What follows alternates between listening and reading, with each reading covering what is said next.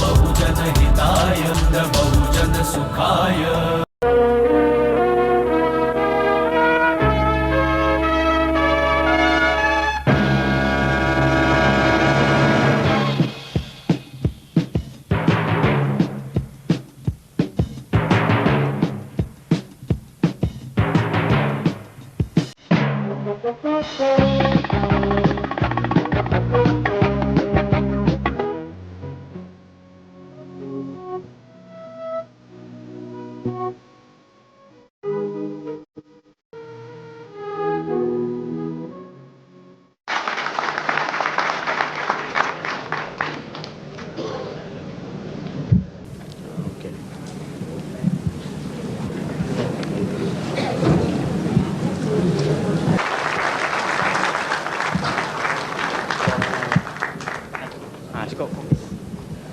Great historic convention here.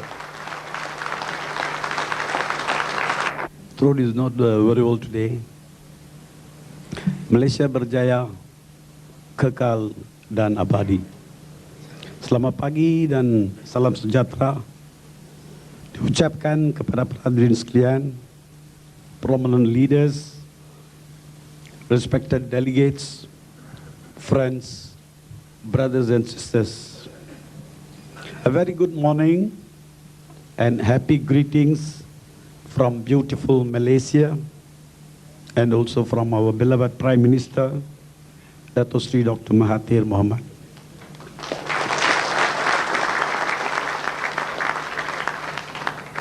I'm infinitely happy and elated to welcome you all to this great historic event, the first World Convention. A new vision towards a cashless society through education, economy, and social justice, organized by the Dalit International Organization, DIO, and the Indian Progressive Front, IPF Malaysia, and I should say more than 30 Indian-based organizations, cultural and social organizations in Malaysia cooperated with us to organize this function. Community, we express our deepest gratitude from the bottom of our heart. Dear brothers and sisters, in English they say, birds of a feather flock together. And today, we, the birds of the same feather, have flocked together in Kuala Lumpur, Malaysia. We have flocked together in high spirits to flutter and fly to greater heights in the world. The Dalit delegates from all over the world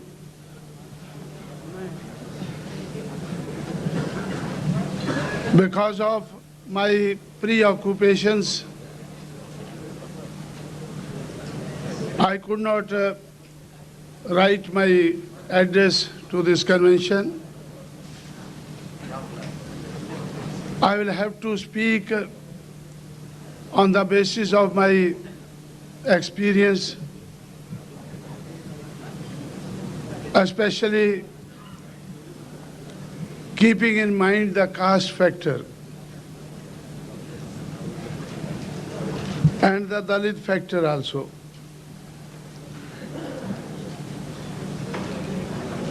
Here we are trying to acquire a new vision towards a casteless society. During these 2 days deliberations and meeting people from various parts of the world, I hope you will try to find out ways and means how to proceed towards this end.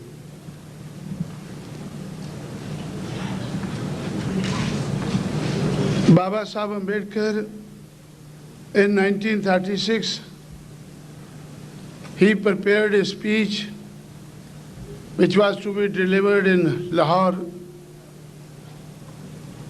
and later on it appeared in the form of a booklet. Annihilation of caste was his dream in 1936. After reading that booklet, I understood a lot about the caste factor in India, because that speech was prepared after a great thought and study. So, since then, I also started thinking that how the caste can be annihilated.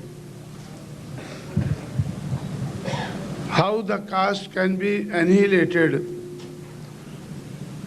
That thought was bothering me for some time. But after looking at the world available in India, the social setup available in India, I stopped thinking about the annihilation of caste. I thought Baba Sahib wanted to annihilate caste. So many people who are victims of the caste system, they must think on the same lines. But I started thinking differently. I thought that it is not easy to annihilate caste. Perhaps it may not be even possible to annihilate caste. What should be done?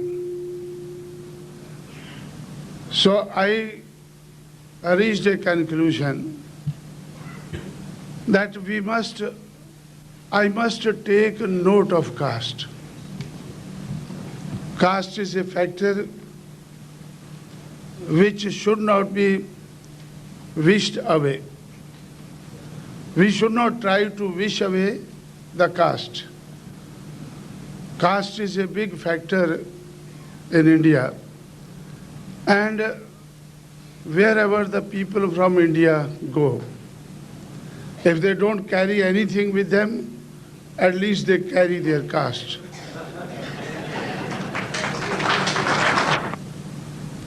I have decided that if I had to think about eliminating caste, then I must study more deeply, not on paper, not in books, but in life. I must study more deeply about the caste factor. So, in this conference,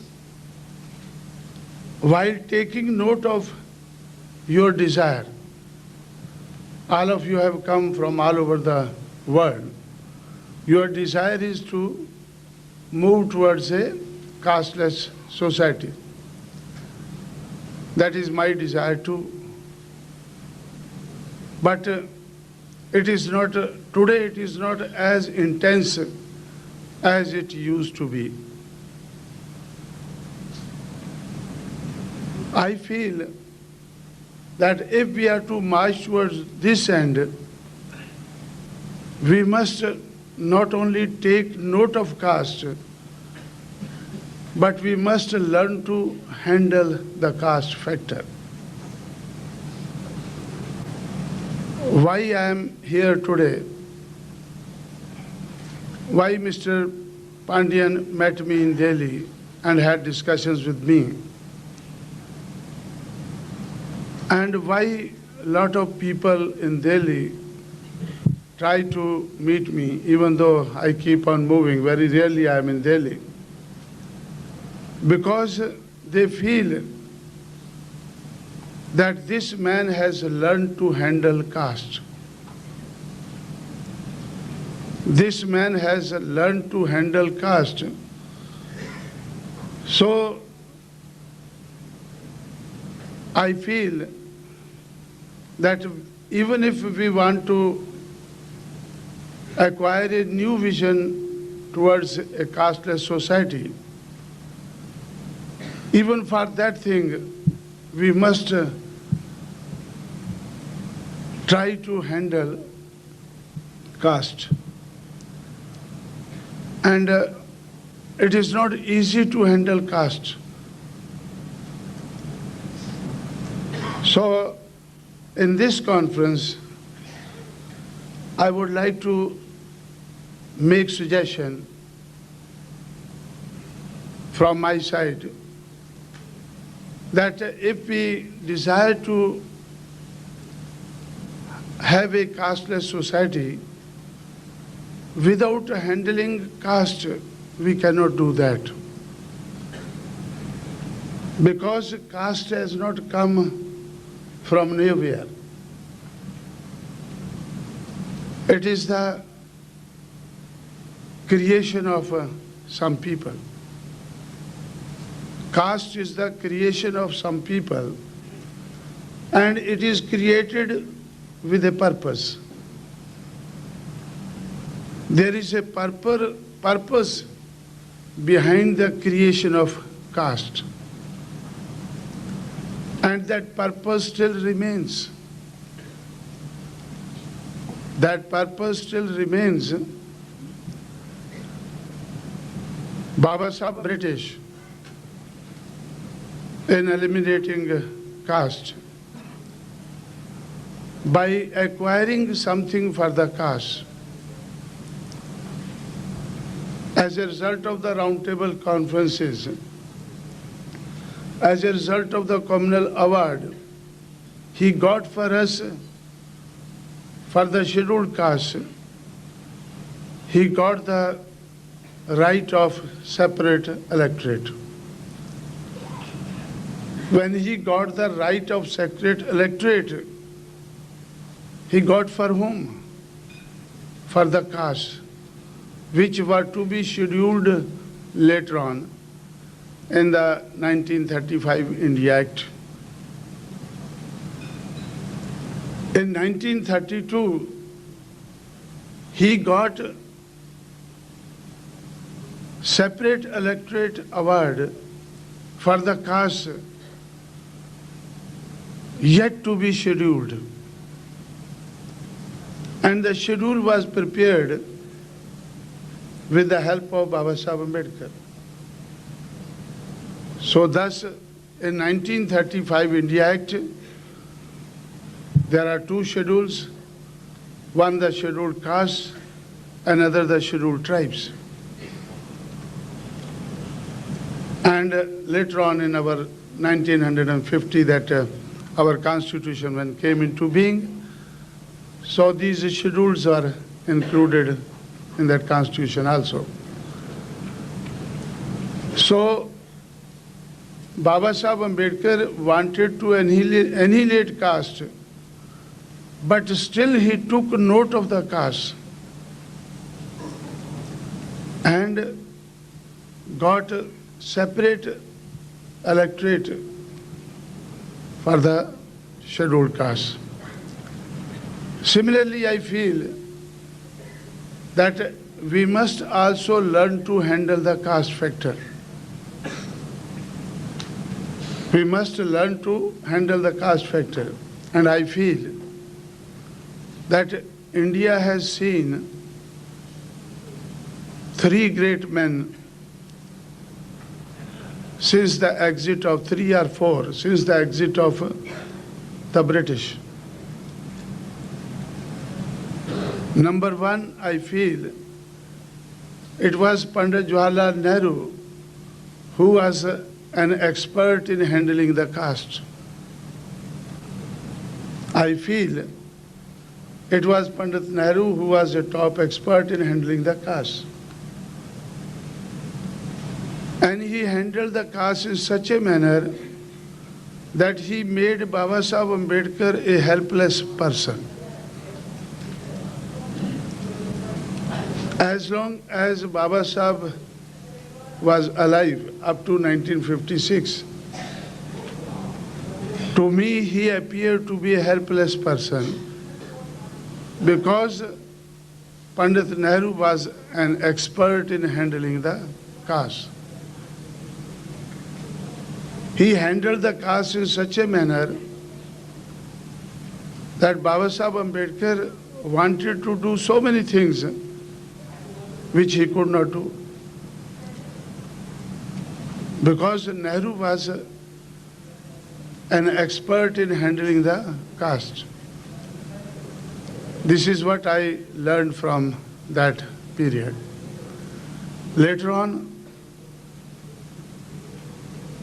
I read somewhere that in the month of July 1942, in Nagpur, in the Scheduled Caste Federation conference, Baba Sahib Ambedkar declared his another intention. When he failed to get the separate electorate for these castes, then he declared that he has spoken to the British and British have agreed to create separate settlements for these castes. In July 1942 in Nagpur, in the Scheduled Caste Federation conference, he declared that the British have agreed to create separate settlements for these people. I realized, and still I keep on pondering over it, that after 1932, in 1942 again, 10 years later, he made a desperate effort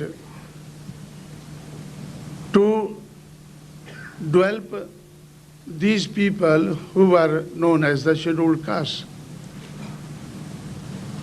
For the development of the people, scheduled caste people, he wanted separate settlements. I will not take more time, but it is essential to understand that effort also. Yesterday, some people from the United States, they were telling me that why don't you revive the effort of having a separate electorate again, about which I never spend a moment. I am fully convinced that during the British Raj in 1932, Baba Sahib Ambedkar has to dispense with the separate electorate because of the Gandhiji's fast. Gandhiji threatened that he will prefer to die instead of giving this right to the scheduled caste and the scheduled tribe. And during the British period, Baba Sahib Ambedkar was forced to sign the Pune Pact. Why I don't think about this factor today? Because under the leadership of Baba Sahib Ambedkar, under his able leadership, and during the British Raj, who were willing to give us justice, it was not possible to get the separate electorate. How can it be possible today when those who created caste who made us the lower caste, when they became the rulers, and when today they are the well-established rulers in India, why should we make effort for this? Again, rake up this issue for the separate electorate. Not only that, I have given full thought to separate settlement also. Because separate settlement was another effort by Baba Sahib Ambedkar to improve our lot. But that also is not possible today. That also is not possible today. Again, I may give the reason here why it's not possible. Because I know fully well there are 45 lakh hectares of land under plough. And more than that, land is available in India which can be brought under plough. But nobody has given that land to us, and nobody will give. Why? Because of Brahmanical social order in India. For that reason only, they have created castes. That there should be some caste who should possess land, and there should be other castes who should plough the land. Poor people in India who have left their villages and landed in the slums of the cities. My suggestion is that whether we are able to eliminate or annihilate caste or not, and we must keep on moving towards that end. As you say that we should acquire a new vision towards that end.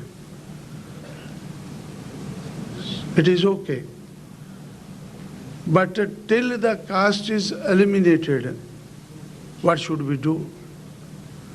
We should be able to handle the caste successfully in the interest of those people who are the victims of the caste system.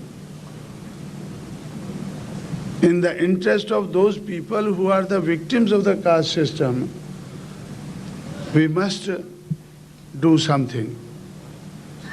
Something which can do the needful for them. So for that reason, I feel we should take note of the caste and the caste behavior. Now, as you have invited me here, I feel you would like to know something about my experiences, that we can create even casteless society only by becoming rulers of India.